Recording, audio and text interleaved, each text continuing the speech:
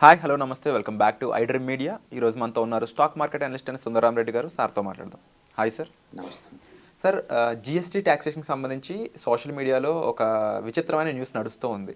జనరల్గా 2,000 రూపాయల కంటే తక్కువ ట్రాన్సాక్షన్ చేసినప్పుడు కూడా జిఎస్టీ పడుతుంది దాని మీద అని చెప్పేసి న్యూస్ అనమాట. దీని మీద క్లారిటీ ఇస్తారా? ఎందుకంటే ఇలాంటి ట్రాన్సాక్షన్ మీద కూడా జిఎస్టీ ఏంట్రా బాబు అని చెప్పేసి జనాలు కామెంట్ చేస్తున్నారు. సోషల్ మీడియాలో ఈరోజు అది వైరల్ అవుతుందండి. యాక్చువల్గా సెప్టెంబర్ 9న జిఎస్టీ కమిటీ వాళ్ళు మీటింగ్ పెట్టుకుంటున్నారు అనమాట. అందులో మనకి మోర్ క్లారిటీ వస్తుంది. వాళ్ళు చెప్పిన విషయం ఏంటంటే 2,000 రూపీస్ పేమెంట్ మీద సబ్ పేమెంట్ల మీద జిఎస్టీ కదండి. ఇప్పటి వరకు ఈ పేమెంట్ అగ్రిగేటర్స్ ఎవరైతే ఉంటారో వాళ్ళకి ఏంటంటే డిజిటల్ పేమెంట్స్ ఎంకరేజ్మెంట్గా ఏంటంటే వాళ్ళకి మనం పే చేసే ప్రాసెసింగ్ ఫీజు మన దగ్గర కన్వీనియంట్ ఫీజు అని చెప్పేసి 1 or 2 రూపీస్ తీసుకుంటారు ఈచ్ ట్రాన్సాక్షన్కి. వాటి మీద జిఎస్టీ ఇప్పటివరకు లేదనమాట. మామూలుగా అయితే మీరు క్రెడిట్ కార్డ్స్ మీద కానీ డెబిట్ కార్డ్స్ మీద కానీ లేదా ఏదైనా నెట్ బ్యాంకింగ్ అని చేస్తున్నారనుకోండి, మొదటి నుంచి కూడా మీకు జిఎస్టీ ఉంది వాటి మీద. బట్ పేమెంట్ అగ్రిగేటర్స్కి అయితే ఇప్పుడు దాకా యూపీఐ పేమెంట్లు లేవు అనమాట. ఎందుకంటే వాళ్ళు డిజిటల్ పేమెంట్ని ఎంకరేజ్ చేద్దామని చెప్పేసి 2017 నుంచి కూడా ఎలాంటి ట్యాక్స్ కట్టలేదు. ఇప్పుడు వాళ్ళని కూడా ఎవరైతే పేమెంట్ అగ్రిగేటర్స్ కూడా సంపాదిస్తుంటారో ఆ సంపాదన మీద కూడా జిఎస్టీ వేద్దామని చెప్పేసి ఒక ప్రపోజల్ అనమాట. ఇప్పటికైతే మోర్ క్లారిటీ ఏం లేదు దాని గురించి. సెప్టెంబర్ 9న జిఎస్టీ కమిటీలో క్లారిటీ వస్తుంది వాళ్ళ మీద జిఎస్టీ 18% వేస్తారా లేదా అనేది. ఒకవేళ దాని మీద 18% కనుక వేస్తే అంత కస్టమర్స్ మీద దాన్ని పాస్ చేస్తారా లేకపోతే పేమెంట్ అగ్రిగేటర్స్లో వాళ్ళే కట్టడం అంత క్లారిటీ లేదు. అంటే ఇప్పటి వరకు అగ్రిగేటర్స్కి వెళ్ళేది ₹2 ట్రాన్సాక్షన్. అవును. సో ఇలాంటి సిచ్యువేషన్లో అగ్రిగేటర్ అనేవాడు ఇది ఎంతవరకు పాజిటివ్గా తీసుకుంటాడు, లేకపోతే దీన్ని మార్కెట్ మార్జిన్లో చూసుకున్నప్పుడు వాటికి నష్టం అయితే నెక్స్ట్ వాళ్ళు తీసుకునే డెసిషన్ కానీ యాక్షన్ కానీ ఏ విధంగా ఉంటుంది? నేను అదే అంటుంది. ఇప్పుడు వరకు అయితే వాళ్ళు కన్వీనియంట్ ఫీజు లాగా తీసుకుంటున్నారు కదా, 2 రూపీస్ 3 రూపీస్ తీసుకుంటున్నారు. కానీ మనం నెట్ బ్యాంకింగ్ చేసినప్పుడు లేదా క్రెడిట్ కార్డు డెబిట్ కార్డు వాడుతున్నప్పుడు వాళ్ళు అలాగే ఛార్జ్ చేస్తాను మొదటి నుంచి కూడా. అక్కడ చేయలేని కంప్లైంట్ మనం ఇక్కడ చేయడం కుదరదు కదా. అక్కడ ఆల్రెడీ మొదటి నుంచి కూడా వాళ్ళు చేస్తూనే ఉన్నారు. ఇదేంటంటే ఎంటైర్ ఇండియాలో డిజిటల్ పేమెంట్స్ని ఎంకరేజ్ చేద్దామని చెప్పేసి ఈ మీడియేటర్ని బాగా పుష్ చేద్దాం కోసం వాళ్ళ జిఎస్టీ వాళ్ళ మీద లేకుండా చేశారు ఇప్పటి వరకు. ఇప్పుడు ఏంటంటే ఇండియా మొత్తం కూడా డిజిటల్ పేమెంట్లు ఎక్కువ అవుతున్నాయి కాబట్టి మీకు కన్వీనియంట్ ఫీజు బాగా వస్తుంది కాబట్టి ఇప్పుడు మిగతా వాళ్ళలాగానే అంటే మిగతా మీడియేటర్లు ఎలా పే చేస్తున్నారు మీరు కూడా అలా పే చేయాల్సి ఉంటుంది అని చెప్పేసి ఈ ప్రపోజల్ అనమాట. అది పబ్లిక్ మీద వాళ్ళు పాస్ చేస్తారా లేదో మనకు తెలియదు. ఒకవేళ పాస్ చేశారనుకోండి కన్వీనియంట్ ఫీజు ఇంతకుముందు 2 రూపీస్ ఉండేది కదా, ఇప్పుడు 2 రూపీస్ మీద మళ్ళీ 18% మన మీద పాస్ అవుద్ది అంతే. కాకపోతే ట్యాక్స్ అనగానే ఇండియాలో ఒక నెగిటివ్ ఫీలింగ్ వస్తుంది ఎవరికైనా కూడా. అందుకని సోషల్ మీడియాలో నెగిటివ్ రియాక్ట్ అవుతున్నారు. కానీ మీరు గుర్తుపెట్టుకోవాలి, already credit cards debit cards ఈ నెట్ బ్యాంకింగ్ ద్వారా మీరు ఎట్లా జిఎస్టీ కడుతున్నారు కదా, అవి కడుతున్నప్పుడు వీటి మీద కూడా కడతాం ఇదనమాట. అంటే కేవలం ఒక ₹1,000 మీద కట్టే ట్యాక్స్ అనేది వాడికి ఎంతవరకు బెనిఫిషియరీ అంటారు ఒక ఇండివిజువల్ పర్సన్కి?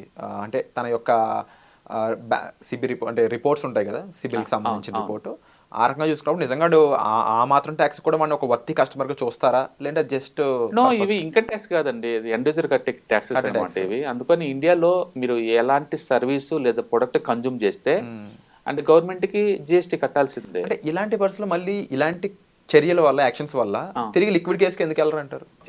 లిక్విడ్ కేసు అంటే ఇప్పుడు ఫర్ ఎగ్జాంపుల్ నేను ఆన్లైన్ పే చేద్దాం అనుకున్నది, నాకు వీలుగా ఉంది కాబట్టి నేను లిక్విడ్ తోనే దాన్ని పే చేస్తాను క్యాష్ రూపంలో. మీరు అంటే ఒకటి అది ఒకవేళ క్యాష్ రూపంలో మీరు పే చేద్దాం అనుకున్నారనుకోండి, డిజిటల్ ఫార్మేట్లు కాకుండా క్యాష్ రూపంలో పే చేయాలనుకున్నా, సపోజ్ నేను కరెంట్ బిల్ పే చేయాలంటే కరెంట్ ఆఫీస్కి వెళ్ళాలా, క్యూలో నిలబడాలా, వాళ్ళకి క్యాష్ పేమెంట్లు చేయాలి కదా. ₹1 జిఎస్టీ కోసం అని చెప్పేసి అంత పెద్ద క్యూలో నిలబెడతారని అనుకోవట్లేదు. అందుకని పబ్లిక్కి డిజిటల్ పేమెంట్లో కంఫర్ట్గా ఉంది, కన్వీనియంట్గా ఉంది. ఇప్పుడు వరకు మీడియేటర్ల మీద ఛార్జెస్ ఏమి ఇవ్వట్లేదు గవర్నమెంట్ వాళ్ళు. ఇప్పుడు వరకు మిగతా వాళ్ళు ఆల్రెడీ మీడియేటర్లు debit card credit card online bank వాళ్ళు కడుతున్నారు. అందుకని మీ మీద కూడా దాన్ని ట్యాక్స్లు వేస్తున్నారు అంతే. ఒకవేళ వేసినా సరే కస్టమర్స్ మీద దారుణంగా 18% అలా మనకు కనబడుతుంది. కానీ నువ్వు ఇచ్చేదే మనకు కన్వీనియంట్ ఫీజు ₹2 ఇస్తావు, దాని మీద 18% అంటే నీకు ₹1,000 పడుతుంది. ఏదైనా సరే ట్యాక్స్లు అనగానే చెప్పాను కదా పబ్లిక్ నెగిటివ్ తీసుకుంటారు అది. అందుకని సోషల్ మీడియాలో అది టామ్ అవుతుందండి. But end of the day ప్రపంచంలో ఏ కంట్రీలో మీరు వెళ్ళండి, పుట్టినందుకు గవర్నమెంట్ వాళ్ళు 18 years వరకు నీకు గిఫ్ట్గా ఇస్తుంటుంది, free education free health care ఇవన్నీ కూడా. ఒకసారి సంపాదించిన బిగిన్ చేయగానే నీ మీద ట్యాక్స్లు వేస్తూ ఉంటుంది. మెజారిటీ కంట్రీలో ఆ ట్యాక్స్లు యావరేజ్ మీద 40-50% ఉంటాయండి. ఓకే. ఎలాగైతే వేసినా ఇండియాలోనే బెటర్. ఇండియాలో సమ్వాట్ బెటర్ అనుకోవాలి. అంటే కొన్ని కంట్రీలతో పోల్చుకున్నప్పుడు బెటర్, కొన్ని కంట్రీలతో పోల్చుకుంటే వరస్ట్. ఇప్పుడు అమెరికాలో ఉందనుకోండి 45% దాకా ట్యాక్స్లు పడతాయి, కెనడాలో ఉంటే 40%. అక్కడ నోరు మూసుకుని కడుతున్నారు అన్ని రకాల ట్యాక్స్లు. ఇక్కడ మాత్రం ఎందుకు ఇష్యూ అంటే ఇక్కడ అలవాటు లేదు బేసికల్గా. మొన్నటి వరకు క్యాష్ బేస్డ్ ఎకానమీలో ఉన్నాము, ఈ ట్యాక్స్లు కట్టడం అన్ని అవాయిడ్ చేసుకుంటూ వస్తున్నాము. ఇప్పుడు ప్రతిదీ ఆన్లైన్ డిజిటల్ అయ్యేసరికి లెక్కలు వస్తున్నాయి, ట్యాక్స్ కట్టాల్సి వస్తుంది. అందుకని మనకి గవర్నమెంట్కి every month GST collections 1.8 lakh crore వచ్చిందనగానే గవర్నమెంట్ ఏదో దోచుకుంటుంది పబ్లిక్ దగ్గర నుంచి అలా అనుకుంటారు. ఇప్పుడు ఇది చెప్పక ముందు కూడా డిఫరెంట్ టైప్ ఆఫ్ ట్యాక్సెస్ అయితే ఉన్నాయి కదా, అవన్నీ కలిపిన ఇంతే వచ్చాయి కదా. అందుకని కన్జ్యూమ్ చేసినందుకు గవర్నమెంట్కి అది ఇస్తున్నారు. ఏ గవర్నమెంట్ అయినా సరే అది మామూలు విషయం అది. అందుకని మీరు ఒక జిఎస్టీని సపరేట్ చూసి ఐసోలేటెడ్గా మీరు కంపేర్ చేయలేరు. సింగపూర్లో జిఎస్టీ లేదు, లేకపోతే దుబాయ్లో జిఎస్టీ లేదు ఇలా అనకూడదు. ఎందుకంటే ఓవరాల్ ట్యాక్సేషన్ పార్ట్లో జిఎస్టీ అనేది ఒక పార్ట్ అనమాట ఓవరాల్గా. అందుకని ఇండియా వరకు అయితే ట్యాక్సెస్ అనగా నెగిటివ్గా థింక్ చేస్తారండి. బట్ మనం ఎట్టకు డెత్ ఒకటి ట్యాక్స్ ఒకటి నువ్వు తప్పించుకోలేవు, అలాంటప్పుడు దాంతో ఫైట్ చేస్తుంది వేస్ట్.